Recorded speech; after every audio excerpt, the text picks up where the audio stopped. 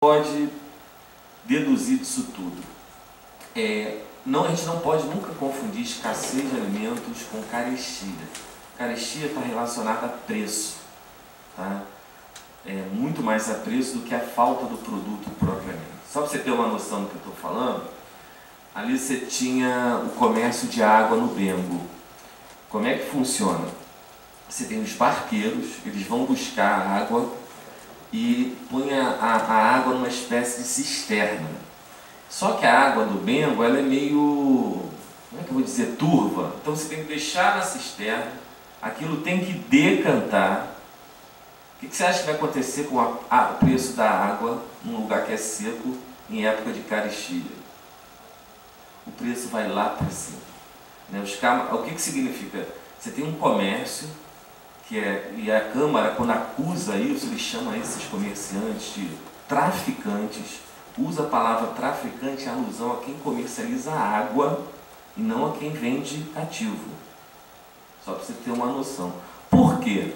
Porque a água é importantíssima, não só para o abastecimento da cidade. Você tem uma ou duas pequenas fontes, tem a cisterna, porque é mais caro vender água para o navio do que para a população, para o navio que está escoando. Tá?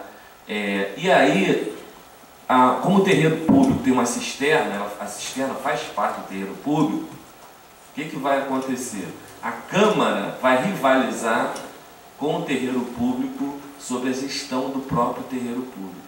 Como eu disse, o terreiro público foi construído com verba da coroa, não foi construído com verba da Câmara. Então a gente tem que entender o funcionamento institucional do terreiro público para ver como é que as questões do abastecimento, inclusive da água, e logo a saída dos barcos para o tráfico, tem tudo a ver com questão política. Não é a política de abastecimento, é a política no abastecimento. Isso altera preço, altera uma série de coisas. Tá? Bom, e aí, gente, só para gente... E isso gera uma documentação, o grosso disso aqui que eu estou falando para o terreiro público, é com base em documento, é documental, ainda não é historiográfico. Eu ainda estou pesquisando isso, porque eu não, e é documentação da Câmara. Eu estou pegando o finalzinho do século XVIII. Tá? Então, são vários... Como é que a gente observa isso? Nas cartas da Câmara, eu já vou aqui mostrar um pouquinho. Antes disso, eu quero salientar uma coisa. Eu estou trabalhando com que documentação da Câmara? Com os registros de correspondência ativa e passiva da Câmara. Ou seja, eu não sei se tem isso aqui para o Rio de Janeiro, tá? Se tiver, se ninguém trabalhou, é uma fonte maravilhosa, né? Porque, por exemplo, só para dar um exemplo, lá é interessante porque, quando eu trabalhei com a documentação do Arquivo Histórico Ultramarino, a Câmara, por aquela instância de comunicação, a Câmara de Luanda, quase não mandava carta para o Conselho Ultramarino. Eu comparei períodos, então, por exemplo, ela fica 5 anos sem mandar uma carta para o Conselho Ultramarino, para nada. E quando eu olho a documentação interna, ela se comunicando com o governador, mais de 100 cartas. Ou seja, nós temos fluxos de comunicação diferentes. Ela só apela para o rei quando ela não consegue resolver ali com o governador e com o ouvidor. Entendeu? Então, isso como é que eu pude constatar isso? Pela documentação municipal. Tá?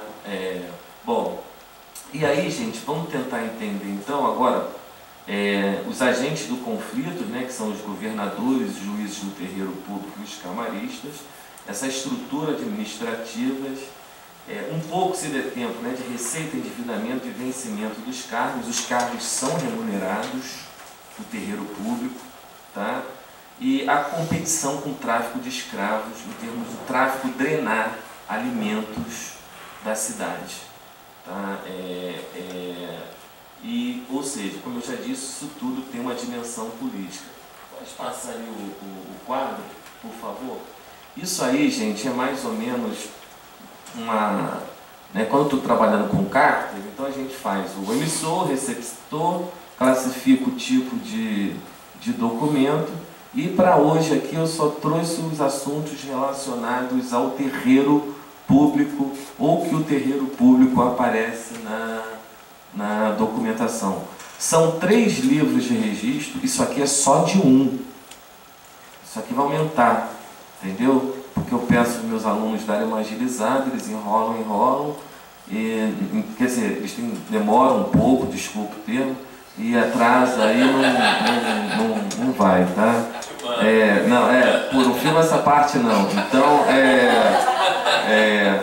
Então aqui nesse universo aqui, eu esqueci, ó, num livro só, isso aqui é só da Câmara, quando o terreiro público parece como assunto direto, né? Então, por exemplo, aqui eu tenho o Senado emitindo carta para o terreiro público, né? Portaria. Aí é muito mais no sentido de ordem do Senado, como é portaria, não é uma carta, é o Senado tentando regular as atividades do terreiro público, né?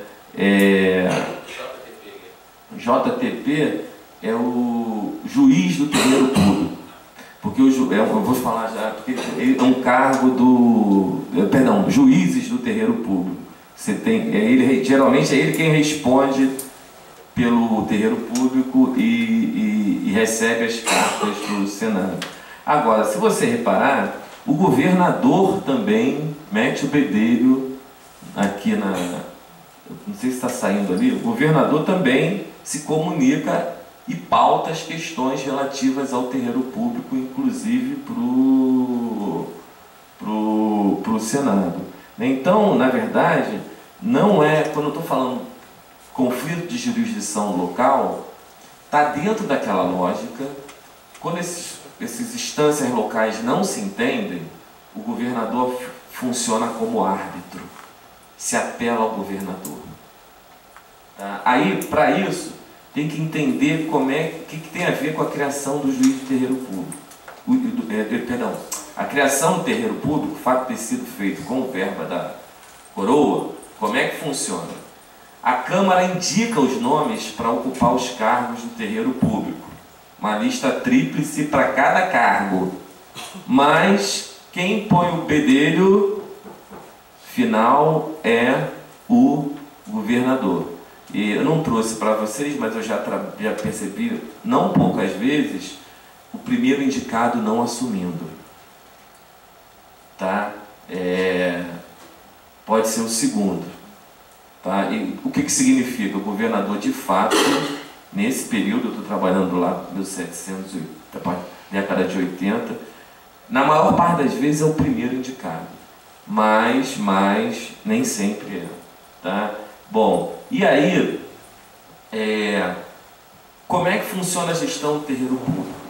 Assim como a Câmara tem que prestar conta da gestão camarária para o ouvidor, como corregedor da Câmara, o terreiro público tem que prestar contas do que entra, do que sai, dos pesos e medidas para a Câmara. Tem que prestar para a Câmara.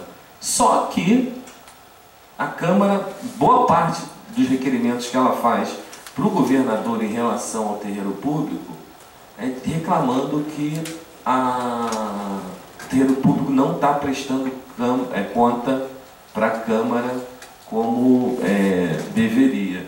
E aí fica a pergunta, para quem que o terreiro público está prestando conta? Se não é para a Câmara, é para quem? Né? O que eu estou querendo dizer com isso? A suspeita que eu tenho até agora é de que a instituição foi criada com um propósito relacionado ao abastecimento da cidade, mas a força do tráfico é tão grande, que tudo que podia ser desviado e passar direto para os navios, sem passar pela Câmara, quem estava no terreiro público, na frente dos cargos do terreiro público, tentava fazer isso. Você pode abrir o outro, só para dar um... Não, peraí, deixa eu ver aqui, só um minuto. favor, gente. Ah, tá. Tá aqui. Vou ler só um trechinho para vocês aqui.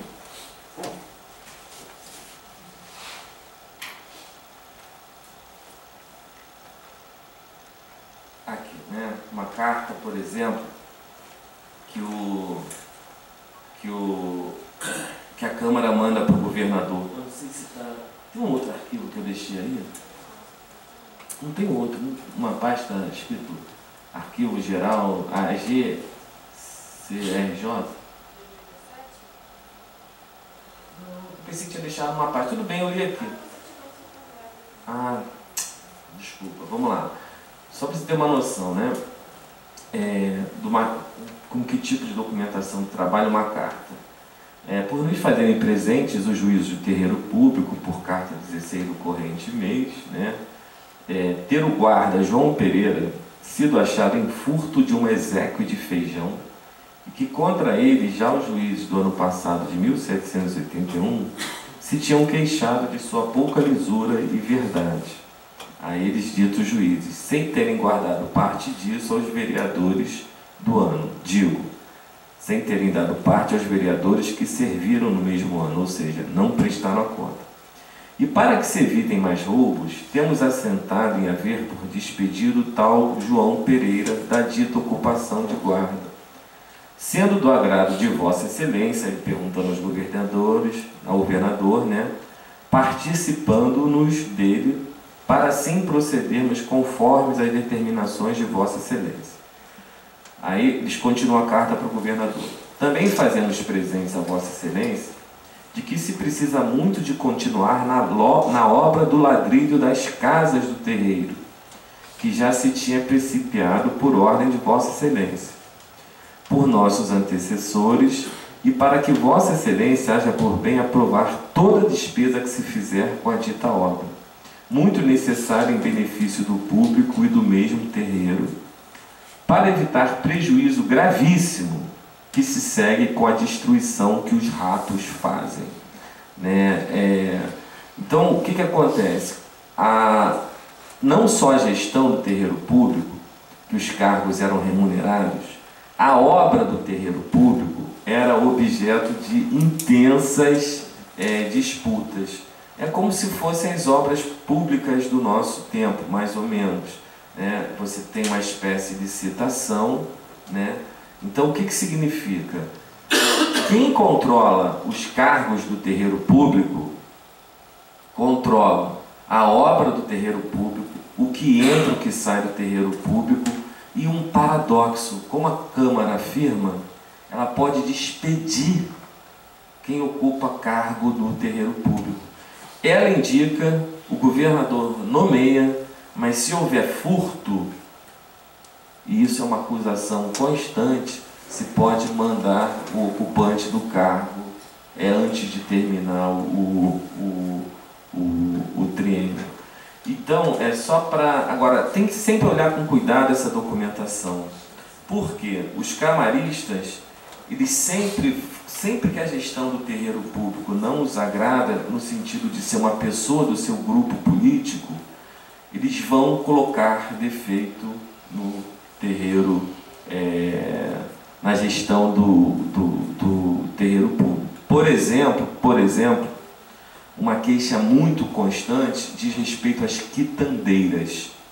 Tá? Tem um trabalho interessante da Selma Pantoja sobre isso. No Brasil nós temos a figura do homem, né, do quitandeiro. Para Luanda, para Benguela, é da quitandeira, é no feminino mesmo. Tá? O que são as quitandeiras, na verdade? Elas são as que vendem os produtos ambulantes, tá, pela cidade, e também para abastecer barracão, para abastecer navio. E elas também estavam ou deveriam estar, sob a alçada dos juízes do terreiro público, porque tudo que diz respeito a abastecimento público está na alçada do terreiro público. É curiosíssimo. Eu trabalhei com 2 gestões de camaristas seguidas, com um grupo político no terreiro público. bastou o grupo político do terreiro público mudar, que começaram as queixas em relação às quitandeiras. Ou seja, essa documentação, ela talvez diga muito menos sobre carestia, sobre desregulação de comércio, sobre não cumprimento das regras, e talvez muito mais sobre conflito político que se dá em torno do abastecimento como negócio. Eu acho que quem trabalhar com esse tipo de documentação não pode perder isso de vista. É só você pensar o que é em termos de rendimento, você abastecer, por exemplo, um navio estacionado no porto de Luanda, ou 2 navios, que você tem que abastecer alimento suficiente para a próxima paragem para 800 pessoas. Isso é um filão de mercado. E é por isso que tem tanto conflito em relação ao terreiro público e à gestão dos alimentos. Tá? Gente, é só para lembrar, como todo mundo sabe, não tinha supermercado. Tá? Sem isso, o tráfico não funciona. E ponto. Né? E o que eu achei curioso perdão, errei aqui, deixa eu só voltar. É que os conflitos aumentam justamente a partir da década de 80. Porque o terreiro ele é criado em 64. Na década de 70 você tem muito pouco conflito. Quando o tráfico começa a aumentar na década de 80, o conflito da Câmara com o terreiro público acompanha. É impressionante. Assim, tá tendo uma concordância na documentação no que diz respeito ao aspecto temporal. O que está acontecendo em Luanda nos anos 80 e 90? Você tem guerra, uma guerra importantíssima do Moçambique.